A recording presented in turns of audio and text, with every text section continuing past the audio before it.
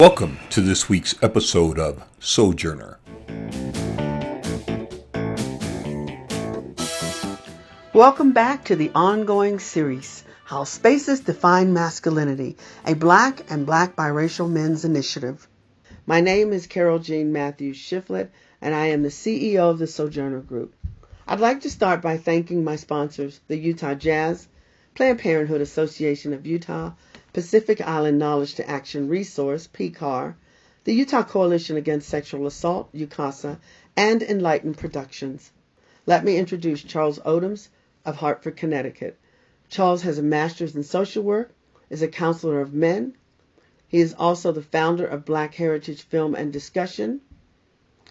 And next we have Al Davis from Washington, D.C. Al is a pianist, composer, and an IT business owner. And lastly, we have Jack Haslip. Jack is from Salt Lake City, Utah. Jack is a retired director of career and student employment services from Salt Lake Community College. Gentlemen, welcome. So here's another question, and I have my response to this, but I'm going to let you all, because I'm giving this space to you. Is church the only way? Is what? Is church the only way? The only way to do what? So you were talking earlier about, we were talking about the Black children being adopted by white families, and someone had made a comment about, Al, you made a comment about staying in the Black church, that they're staying in the Black church. That's what they did, yes. So is church the only way to integrate these children? How do you introduce the Black community to Black children or to of white parents? I think you need to make sure that they have some connection. Yeah. And so is church the only way? No, church isn't the only way, but it's a good way. Yeah. Yes. But you know, if you link with another Black family, if however you do that, it's a lonely world out there. When this child is not able to see themselves and have jokes and have interaction and a lot of times you have to be able to see yourself in the mirror of life and see other people like you and learn to love them, because that's one of those things about life. You have to be able to see yourself. And so they need to connect somewhere along the line with the Black community for that child. Yeah, I agree. I agree, Jack. Okay. Carol, now your question was, Well, is that the only way to raise the children? Yeah, is that the only way? Yes. The only way to raise those children is in the Black church? Like Jack said, I think that would be one way to do it, one great way to do it. But again, now that's why I get back to having that neighborhood like Southeast or North Hartford. See, you're in there. I mean, you're identifying with all these people. But if you're in the suburbs, you know, it's another whole, you know, it's a whole different beast. It'll be difficult. I think it'll be difficult. I really think it'll be difficult. I think so too. And maybe 30, 20 years ago, the church was the most significant way to do it, because we still had Black churches that were culturally, sensitive to Black issues. But now we're in the age of mega churches and specialty churches and all that kind of thing. And I don't. Well, right now I got an issue with the church, so I cannot honestly say church is the only way. But that's me. That's my thing. But I doesn't have an issue with church. Yeah. But the question is good. Where else and how else would a white family do that? And I don't know what the answer is. Yeah. I mean, it's true they should and need to. I just don't know where else they would go. Because if you got these Black people, these Black children, who are they going to identify with? I mean, who can they identify with of color? I mean, and that's a very important component of they need to know how to navigate as a person of color in America. In America. Well, America will teach them. You don't want them to be taught in a traumatized way, though. Some people do all right with that, even though they're traumatized, but some people get destroyed because of that. And you also have Black theater. You also have Black books. You have things that you can teach them. In my opinion, there are so many other ways besides the Black church that they can be enmeshed and learn about the Black culture. They can learn from men on the street. They can learn from going to community activities that that are involve Black men. So there are lots of ways, but we're approaching 4 o'clock, but we're not close. I wanted to ask you 2 questions. Do you think that masculinity has changed today? And if you were to speak to your young self, what would you say to your young self today in regard to masculinity? If I were going to speak to my young self, I would just assure him it's going to be okay. It's going to work out. It's going to be all right. What's say about the hair, man? Yeah. Well, yeah. That's all right. I like it, Let me interrupt you real quick. You say it's going to be okay, but we keep seeing the murders of young Black men and the hanging of young Black men. And so how easy is it? You can say it's going to be okay, but boy, that's a tough one. But, yeah. Okay. Carol, that now therein gets the Black experience. See, now along with this trauma that we get in society, a lot of us develop a thick skin, and a lot of Blacks have hope, and the church gave us that hope. The Black church gave us a lot of that too. So I would say to my young self, you're a brother, hang in there. Yeah, it's tough, but maybe you'll make it someday. Maybe it'll be all right someday. I've learned that being a Black man in America. I thought we had him with Rodney King. I said, we finally got it on tape. Yeah. Mm-hmm. So did I. That was something that those guys got away with that. That was a lynching. But anyway, go ahead. Jack, you want to continue with what you were saying? When I said it's going to be okay, the other thing I probably would tell myself when I was young is that, you need to be strong. You need to understand and be mindful of what's going on around you, because it's developmental. It's like I could have been caught up into a whole lot of different things along the way, but just to stay true. And I agree with Charles that what I learned from my father, what I learned from the church, the Black church, about my worth, my self-worth, and that I have a right, I am somebody, I have a right to do, and I have a right to be, pushed me forward. And so, it's going to be all right. And even if, when the troubles come along, it's something that I have to do as a man, and and so I would just tell myself that I don't think about that, Jack. And I think I was wondering if I could tell myself that. And as you were talking, I was thinking, I could tell myself the same thing. I could actually tell myself the same thing, even though I'm thinking, what would I have done? What would I have told myself to do differently? And I can't think of anything I could have actually told myself that I would have done differently that would have made me who I am today. Yeah. And so, I think the answer for me also would have been, it's going to be all right. Yeah. Like I said, it's growing up in the society, we get a certain toughness. Blacks, we're tough. We've endured. Yeah. We've lasted since Africa. We're still here. And we're still, despite all the suppression, we're still flourishing. Yeah. Right. We really are. We're tough. We're tough people. We really are. We're tough people. Yeah. I like the term indomitable spirit. Yeah. And that has been all through it. The rough times, the tough times, and having to swallow things, to be able to say to myself, I'm still bad. Still, I still got it, and so forth. And let's just go ahead and we learn from this particular situation. But don't give up.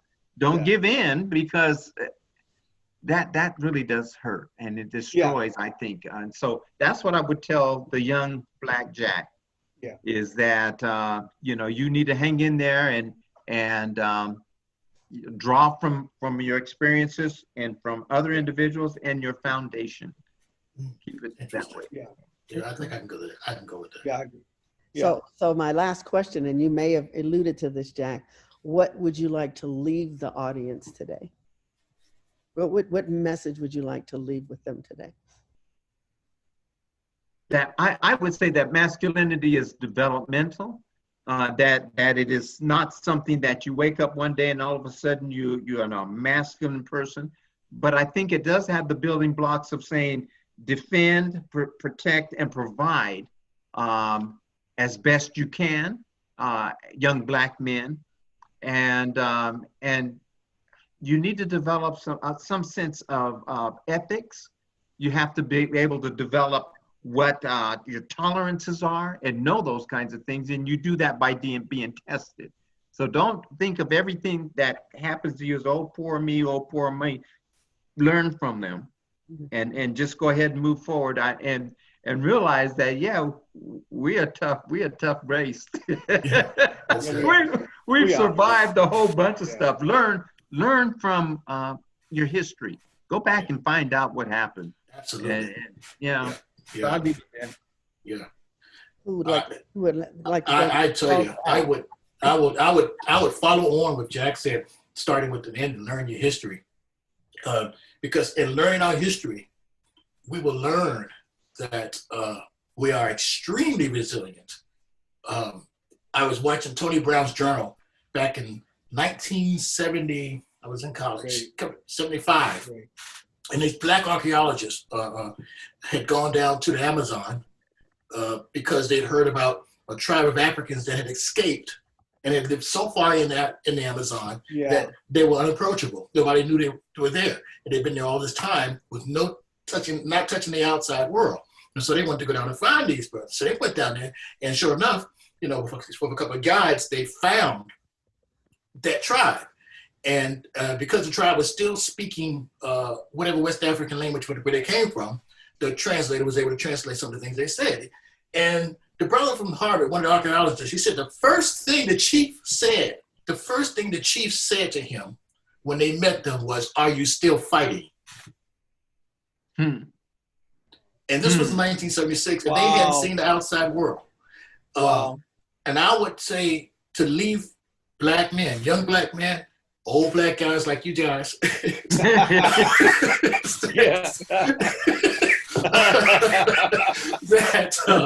Happy to be this far. That's right. It's a blessing and a testament to who we are that we got to be old Black guys. And stay true to yourself, stay true to your humanity, and never bow. No bow. And because we will win. Like a phoenix, justice will rise from the ashes. Always will.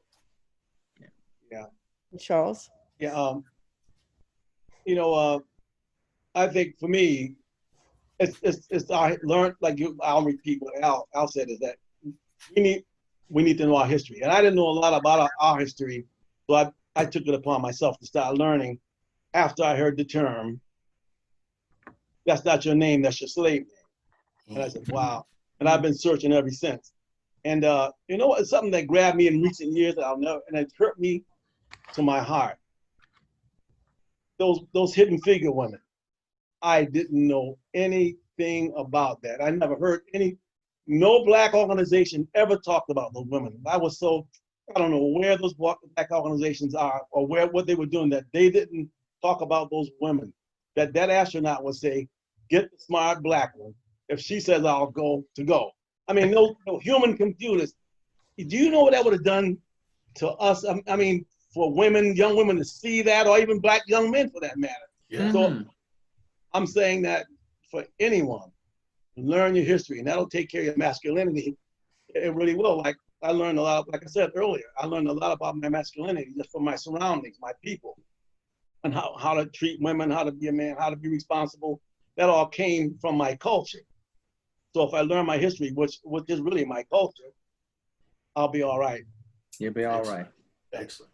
That's right. Well, thank you. This has been absolutely wonderful. I want to thank the panelists for being honest with us.